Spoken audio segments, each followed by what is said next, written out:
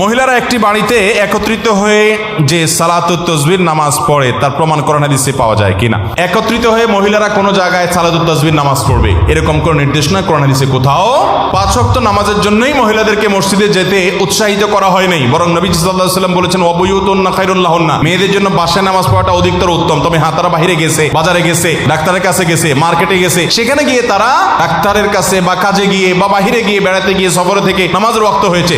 অবশ্যই বাজারের পাশে সব মসজিদে মেয়েদের সালাতের ব্যবস্থা থাকা দরকার, যাতে করে মেয়েদের ওয়াক্ত হলে সালাত পড়তে পারে। কিন্তু তাদেরকে সাধারণ অবস্থাতে বাসা বাড়িতে গিয়া মসজিদে গিয়ে সালাত আদায় করার জন্য নির্দেশ দেওয়া হয় নাই। নবী সাল্লাল্লাহু আলাইহি ওয়াসাল্লাম এক নারীকে বলেছেন, সেই নারী নবীজির পেছনে সালাত আদায় করতে চেয়েছেন, বলেছেন যে বুয়ুতুকা খায়রুল লাকি, তোমার ঘরে গিয়ে সালাত আদায় করলে তুমি আমার পিছনে নামাজ পড়ার চাইতে অধিক সওয়াব পাবে। তো এজন্য মেয়েরা সালাতুত তাসবিহ ইত্যাদির জন্য একত্রিত হওয়া, জামাতবদ্ধভাবে নামাজ পড়া এটা জায়েজ নাই, এটা বিদআত হবে। শরীয়তে এরকম করে নির্দেশ দেওয়া হয় না।